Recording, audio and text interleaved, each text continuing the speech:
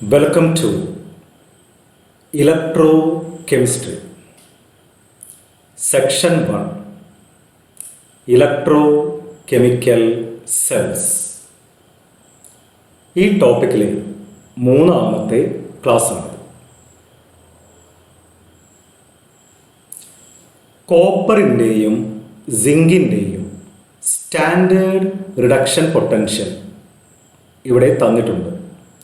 ഈ വാല്യൂ ഒന്ന് നോക്കൂ. കോപ്പറിൻ്റെ വാല്യൂ പോസിറ്റീവ് 0.34 വോൾട്ടാണ്. സിങ്കിൻ്റെ വാല്യൂ -0.76 വോൾട്ടാണ്. കഴിഞ്ഞ ക്ലാസ്സിൽ പ്രോബ്ലം ചെയ്തപ്പോൾ കോപ്പറിൻ്റെ വാല്യൂ 0.36 എന്നാണ് എടുത്തിരുന്നത്. അത് 0.34 എന്നാക്കി മാറ്റണം. സിങ്കിൻ്റെ വാല്യൂ -0.74 എന്നാണ് എടുത്തിരുന്നത്. അത് -0.76 എന്നാക്കി മാറ്റണം. ഈ 4ഉം 6ഉം അങ്ങോട്ടും ഇങ്ങോട്ടും മാറിപ്പോയിട്ടുണ്ടായിരുന്നു. ആ വാല്യൂ കറക്റ്റ് ചെയ്യണം. ഓക്കെ, ഇനി ക്വസ്റ്റ്യൻ നോക്കാം. Question number 10. What is electrochemical series? എന്താണ് electrochemical series? E0 values arrange ചെയ്ത് വെച്ചിരിക്കുന്ന സീരീസിനെ വിളിക്കുന്ന പേരാണ് ഇലക്ട്രോകെമിക്കൽ സീരീസ്. ഈ അറേഞ്ച്മെൻറ്റ് ഇൻക്രീസിങ് ഓർഡറിൽ ആവാം, അല്ലെങ്കിൽ ഡിക്രീസിങ് ഓർഡറിൽ ആവാം.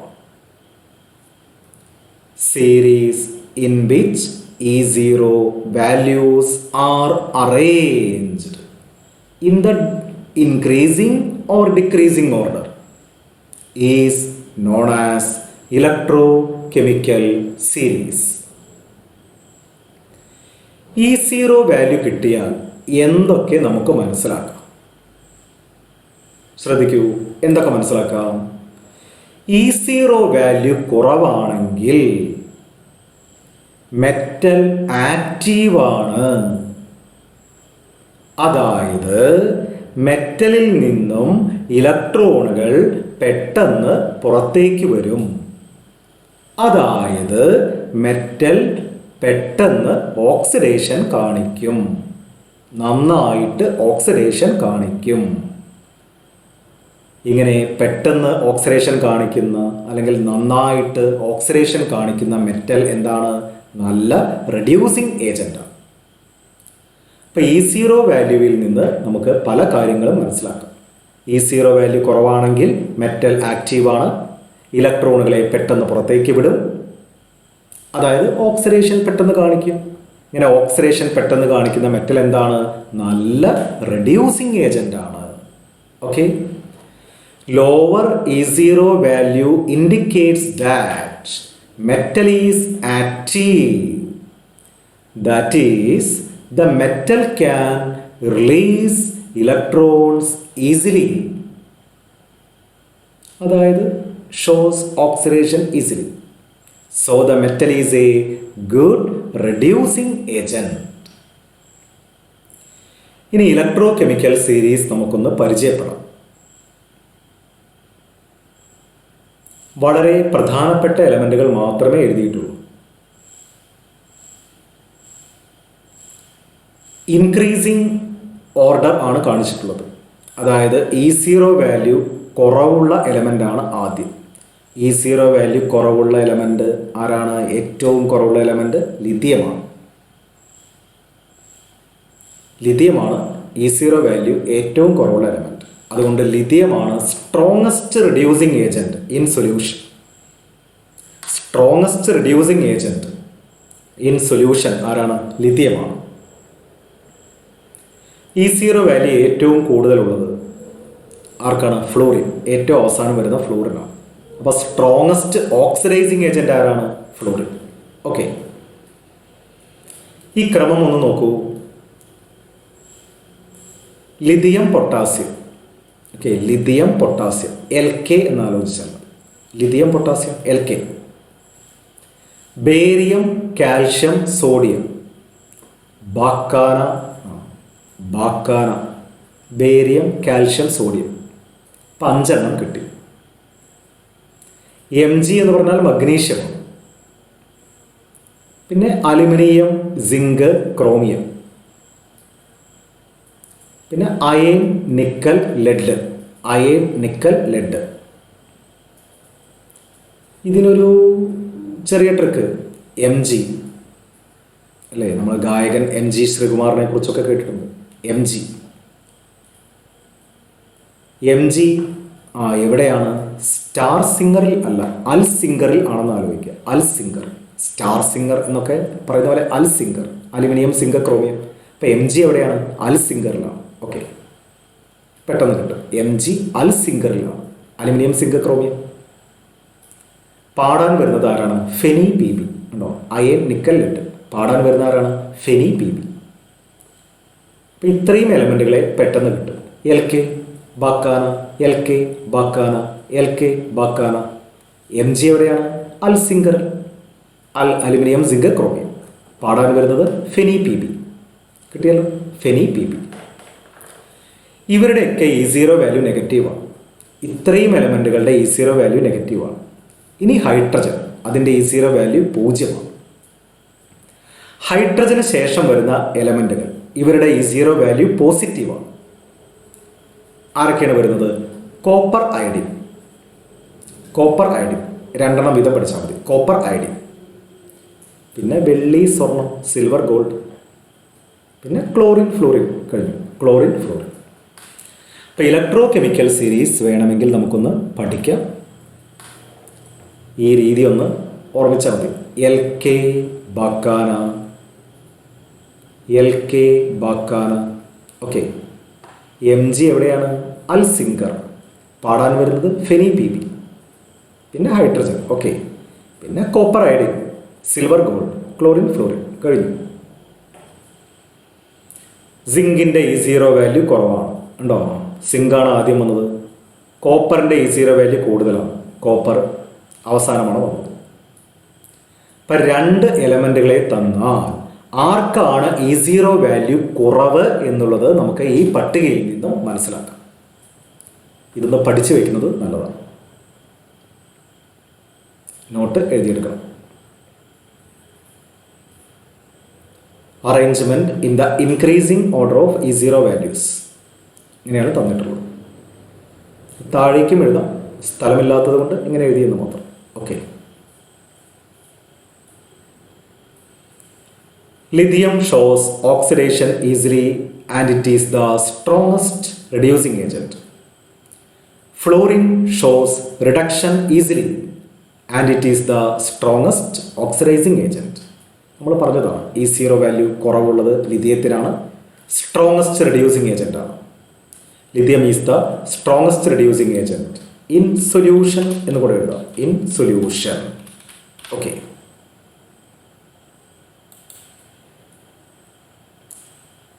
ഇനി നോക്കൂ, വാല്യൂ പഠിക്കണം എന്നുള്ള കുട്ടികൾക്ക് ഒന്ന് നോക്കാൻ വാല്യൂ ഇവിടെ എഴുതിയിട്ടുണ്ട്. ലിഥിയത്തിൻ്റെ E0 വാല്യൂ എത്രയാണ്? -3.05 വോൾട്ടാണ്. -3.05 വാല്യൂ പഠിക്കണം നിർബന്ധമില്ല. കോപ്പറിൻ്റെ വാല്യൂ എത്രയാണ്? അല്ലേ, പോസിറ്റീവ് 0.34 വോൾട്ട്. 34 വോൾട്ടാണ് കോപ്പറിൻ്റെ വാല്യൂ നോക്കി വയ്ക്കും. ഇനി ഇവിടെ കൊടുത്തിരിക്കുന്നത് എന്താണ്? ലിഥിയം പ്ലസ് 1 ഇലക്ട്രോണിനെ സ്വീകരിച്ച് ലിഥിയമായിട്ട് മാറും. ഇലക്ട്രോണിനെ സ്വീകരിക്കുന്നത് റിഡക്ഷനാണ്. നമ്മൾ റിഡക്ഷൻ പൊട്ടൻഷ്യലാണ് പരിഗണിക്കുന്നത്.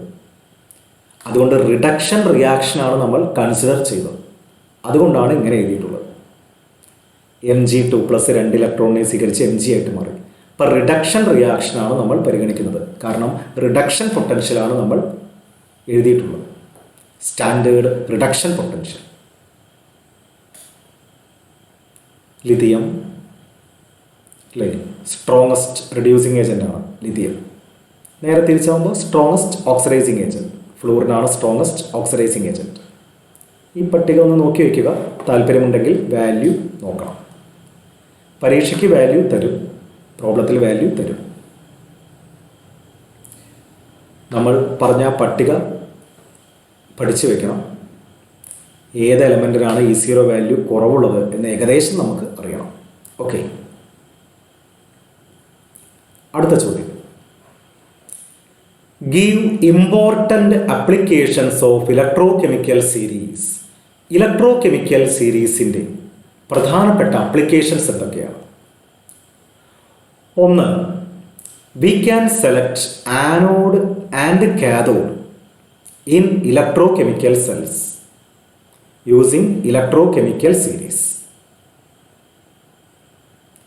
Metal having lower E0 value is taken as anode and the metal having higher E0 value is taken as cathode.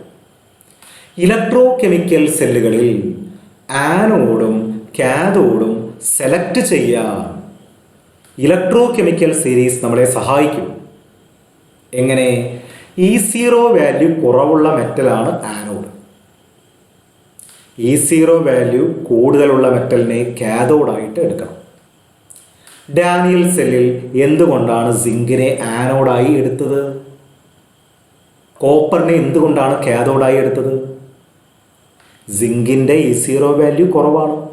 E0 value കുറവുള്ള മെറ്റലാണ് ഇലക്ട്രോണുകളെ പെട്ടെന്ന് പുറത്തേക്ക് വിടുക, അതായത് ഓക്സിഡേഷൻ കാണിക്കുക. ഓക്സിഡേഷൻ നടക്കുന്ന ഇലക്ട്രോഡാണല്ലോ ആനോഡ്. അതുകൊണ്ട് E0 വാല്യൂ കുറവുള്ള മെറ്റലായിരിക്കണം ആനോഡ്. സിങ്കും കോപ്പറും തന്നു. ആരെ നിങ്ങൾ ആനോഡായി വെക്കും? സിങ്ക്. കാരണം എന്ത്? സിങ്കിൻ്റെ E0 വാല്യൂ കുറവാണ്. കോപ്പറിനെ എന്തുകൊണ്ട് കാഥോഡാക്കി മാറ്റി? കോപ്പറിൻ്റെ E0 വാല്യൂ കൂടുതലാണ്. അപ്പോൾ ആനോഡും കാഥോഡും സെലക്ട് ചെയ്യാൻ ഇലക്ട്രോകെമിക്കൽ സീരീസ് നമ്മളെ സഹായിക്കും. അടുത്ത point. We can find standard EMF of electrochemical cells. Electrochemical സെല്ലുകളുടെ സ്റ്റാൻഡേർഡ് EMF കണക്കാക്കാൻ ഇലക്ട്രോകെമിക്കൽ സീരീസ് സഹായിക്കും. കഴിഞ്ഞ ദിവസം ചെയ്ത പ്രോബ്ലമാണ്. ഡാനിയൽ സെല്ലിൻ്റെ സ്റ്റാൻഡേർഡ് EMF എങ്ങനെ കണക്കാക്കും? E0 സെൽ സമം E0 cathode minus E0 anode. Cathode കോപ്പറാണ്, ആനോഡ് സിങ്കാണ്. കോപ്പറിൻ്റെ E0 വാല്യൂ മൈനസ് സിങ്കിൻ്റെ E0 വാല്യൂ. അപ്പോൾ സെല്ലിൻ്റെ സ്റ്റാൻഡേർഡ് EMF കണക്കാക്കാൻ ഇലക്ട്രോകെമിക്കൽ സീരീസ് സഹായിക്കും. കാരണം അതിൽ നിന്നാണ് ഈ വാല്യൂ കിട്ടുന്നത്. കോപ്പറിൻ്റെയും സിങ്കിൻ്റെയും ഒക്കെ വാല്യൂ കിട്ടുന്നത് ഇതിൽ നിന്നാണ്. ഓക്കെ, അടുത്തത്. Metals having lower E0 value are easily ionised in solution. E0 value കുറവുള്ള മെറ്റലുകൾ പെട്ടെന്ന് അയോണൈസ് ചെയ്യും, അതായത് ഓക്സിഡേഷൻ പെട്ടെന്ന് കാണിക്കും. അപ്പോൾ ഏത് മെറ്റലാണ് പെട്ടെന്ന് അയോണൈസ് ചെയ്യുക എന്നത് മനസ്സിലാക്കാൻ ഇലക്ട്രോകെമിക്കൽ സീരീസ് സഹായിക്കും.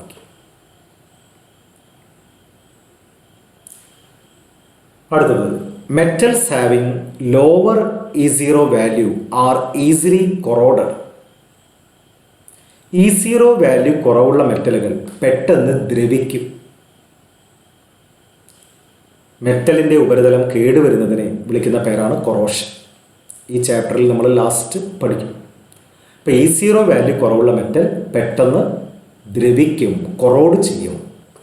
അപ്പോൾ ഏത് മെറ്റലാണ് പെട്ടെന്ന് കൊറോഡ് ചെയ്യുക എന്നത് നമുക്ക് ഇലക്ട്രോകെമിക്കൽ സീരീസിൽ നിന്നും മനസ്സിലാവും. അടുത്തത്. We can identify reducing agent and oxidising agent. Reducing agent has lower E0 value. രണ്ട് എലമെൻറ്റുകളെ തന്നാൽ ആരാണ് നല്ല റെഡ്യൂസിങ് ഏജൻറ്റ്, ആരാണ് നല്ല ഓക്സിഡൈസിങ് ഏജൻറ്റ് എന്നൊക്കെ മനസ്സിലാക്കാൻ ഇലക്ട്രോകെമിക്കൽ സീരീസ് സഹായിക്കും. E0 വാല്യൂ കുറവുള്ള മെറ്റലായിരിക്കും നല്ല റെഡ്യൂസിങ് ഏജൻറ്റ്. ഓക്കെ, അടുത്ത പോയിന്റ്. വി ക്യാൻ പ്രെഡിക്റ്റ്, നമുക്ക് പ്രവചിക്കാൻ പറ്റും, whether A metal can replace another metal from it's salt solution. ഒരു എക്സാമ്പിൾ പറഞ്ഞാൽ പെട്ടെന്ന് മനസ്സിലാവും. നോക്കൂ, കോപ്പർ സൾഫേറ്റ്. കോപ്പർ സൾഫേറ്റ് ഒരു ബീക്കറിൽ എടുക്കുക. അതിലേക്ക് നമ്മൾ സിങ്ക് പീസസ് ഇട്ട് കൊടുക്കുക, സിങ്കിൻ്റെ കഷ്ണങ്ങൾ ഇട്ട് കൊടുക്കുക. എന്ത് സംഭവിക്കും? കോപ്പർ സൾഫേറ്റിൻ്റെ നീല നിറം കുറഞ്ഞ് കുറഞ്ഞ് കുറഞ്ഞ് വന്ന് വെളുത്ത നിറമായിട്ട് മാറും. അതായത് കളർലെസ് ആയിട്ട് മാറും. എന്താണ് ഇതിൻ്റെ കാരണം? കോപ്പറിനേക്കാൾ മിടുക്കനാണ് ആര്? സിങ്ക്. കോപ്പറിനേക്കാൾ ആക്റ്റീവാണ് സിങ്ക്. കോപ്പറിനെ പുറത്താക്കി പകരം അവിടെ ആര് ചെന്നിരിക്കും? സിങ്ക് ചെന്നിരിക്കും. അതുകൊണ്ടാണ് നീല നിറം എന്തായിട്ട് മാറുന്നത്? വൈറ്റ് ആയിട്ട് മാറുന്നത്. അപ്പോൾ കോപ്പറിൻ്റെ സാൾട്ട് സൊല്യൂഷനിൽ നിന്നും കോപ്പറിനെ മാറ്റാൻ സിങ്കിന് കഴിയും. അപ്പോൾ E0 വാല്യൂ കുറവുള്ളത് സിങ്കിനാണ്. E0 വാല്യൂ കുറവുള്ളത് സിങ്കിനാണ്. സിങ്ക് ആക്റ്റീവാണ്. അതുകൊണ്ടാണ് കോപ്പറിനെ റീപ്ലേസ് ചെയ്ത് സിങ്ക് വരുന്നത്. അപ്പോൾ നോക്കൂ, we can predict whether a metal can replace another metal from its salt solution. നമുക്കങ്ങനെ പ്രവചിക്കാൻ പറ്റും. ഒരു മെറ്റലിൻ്റെ സാൾട്ട് സൊല്യൂഷനിൽ നിന്ന് ആ മെറ്റലിനെ റീപ്ലേസ് ചെയ്യാൻ മറ്റൊരു മെറ്റലിന് പറ്റുമോ എന്ന് നമുക്ക് ഇലക്ട്രോ കെമിക്കൽ സീരീസ് വെച്ച് പറയാം. എക്സാമ്പിളാണ് ഈ പറഞ്ഞത്. Zinc has lower E0 value than copper. So, zinc can replace copper in copper sulfate. So, blue color of copper sulfate diminishes and finally becomes colorless. Copper സൾഫേറ്റിൻ്റെ നീല നിറം കുറഞ്ഞ് കുറഞ്ഞ് അവസാനം അത് വൈറ്റ് ആയിട്ട് മാറും. താഴെ ഒരു നോട്ട് നോക്കൂ. Due to same reason copper sulphate cannot be stored in zinc vessel. സിങ്കിൻ്റെ പാത്രത്തിൽ കോപ്പർ സൾഫേറ്റ് സൂക്ഷിക്കാൻ പാടില്ല. സിങ്കിൻ്റെ വെസലിൽ കോപ്പർ സൾഫേറ്റ് വെച്ചാൽ പാത്രം കേടുവരും. കാരണം കോപ്പർ സൾഫേറ്റിലെ കോപ്പറിനെ ആര് റീപ്ലേസ് ചെയ്യും?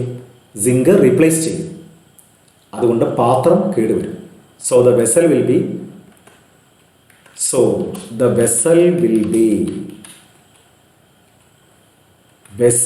B destroyed.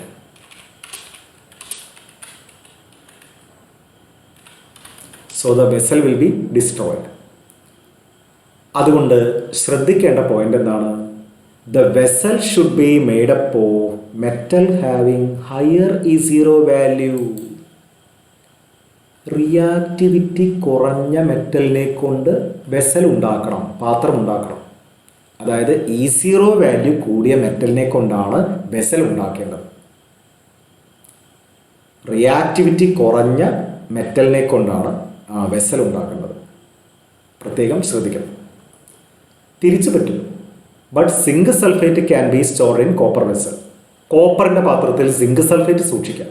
കാരണം കോപ്പർ റിയാക്റ്റീവ് അല്ല. സിങ്ക് സൾഫേറ്റ് സേഫ് ആയിരിക്കും. ഇങ്ങനെയുള്ള ധാരാളം ചോദ്യങ്ങൾ വരാറുണ്ട്. അപ്പോൾ പ്രത്യേകത ശ്രദ്ധിക്കുക. വെസൽ ഉണ്ടാക്കേണ്ടത് റിയാക്ടിവിറ്റി കുറഞ്ഞ മെറ്റൽ കൊണ്ടാണ്. അതായത് E0 വാല്യൂ കൂടുതലുള്ള മെറ്റൽ കൊണ്ടാണ്. നമ്മുടെ ഇലക്ട്രോ കെമിക്കൽ സീരീസ് ഓർമ്മിച്ച് വെക്കണം.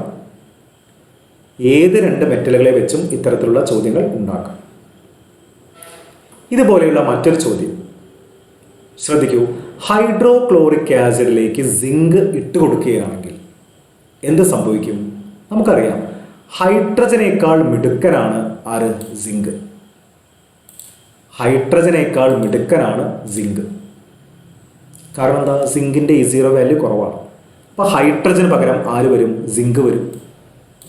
ഹൈഡ്രജന് പകരം സിങ്ക് വരും. H2 പുറത്തേക്ക് പോകും.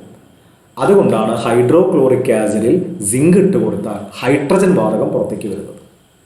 ഇത്തരം ചോദ്യങ്ങൾക്കൊക്കെ ഉത്തരം എഴുതാൻ നമുക്ക് കഴിയും. ഇപ്പോൾ ഇലക്ട്രോ കെമിക്കൽ സീരീസിൻ്റെ ആപ്ലിക്കേഷനാണ് അതൊക്കെ.